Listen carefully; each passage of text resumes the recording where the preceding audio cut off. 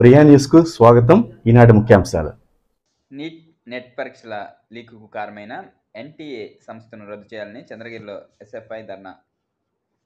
తిరుపతి జిల్లా బంద్లో భాగంగా చంద్రగిరిలో ఎస్ఎఫ్ఐ విద్యార్థి సంఘాల నాయకులతో నీట్ నెట్ పరీక్షల పేపర్లు లీకేజ్ కారణమైన ఎన్టీఏ సంస్థను ప్రభుత్వం వెంటనే రద్దు చేయాలని తిరుపతి జిల్లా ఎస్ఎఫ్ఐ సంయుక్త కార్యదర్శి తేజ డిమాండ్ చేశారు. పరీక్షలు రాసి నష్టపోయిన విద్యార్థులు కేంద్ర ప్రభుత్వం నష్టపరిహారం చెల్లించాలని, కేంద్ర విద్యాశాఖ మంత్రి రాజీనామా చేయాలని వారు కోరారు.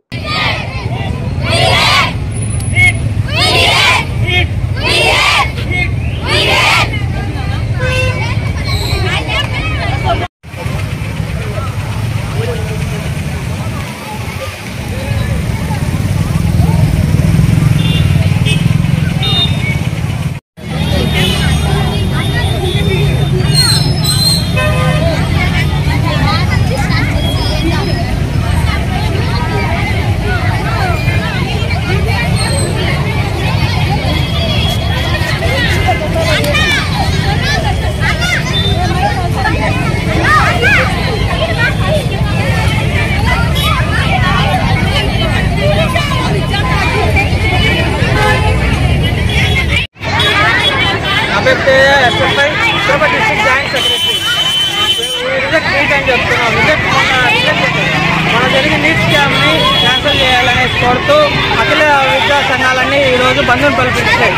4వ తేదీ బంద్ని అన్ని సహకరించాలని, అలానే ఎన్టీఏని రద్దు చేయాలని కోరుతున్నాం. అలానే ఏ స్టేట్కి ఆ స్టేట్కి నీట్ ఎగ్జామ్ పెట్టుకునేకి 2016లో లాగా అనుమతి చేయాల్సిందిగా డిమాండ్ చేస్తున్నాం. మామూలుగా సుప్రీంకోర్టు 13 లాంగ్వేజ్లో పెట్టుకోమని అనుమతి ఇచ్చిన మన కేంద్ర ప్రభుత్వం ఇంకా రెండు భాషల్లో మాత్రమే చెప్తుంది. అంతేకాకుండా నీట్ ఎగ్జామ్ ఎవరైనా రాయాలన్నా CBSEలో మాత్రమే రాయగలుగుతున్నాడు. మనం సెంట్రలైజేషన్ రాయాలని కూడా చేస్తున్నాడు. వన్ నేషన్ వన్ ఎగ్జామ్ అని పెట్టిన వల్ల ఇలా జరిగిన 7 ఏళ్ళలో మోడీ ప్రభుత్వం వల్ల 170 పరీక్షల్లో క్వశ్చన్ పేపర్ లీక్ అయింది. కాబట్టి ఎన్టీఏని రద్దు చేసి ఏ రాష్ట్రాలకు ఆ రాష్ట్రాలు మళ్ళీ నీట్ ఎగ్జామ్ పెట్టుకోవాల్సిందిగా కోరుతున్నాం. ఇవ్వాల్సిందిగా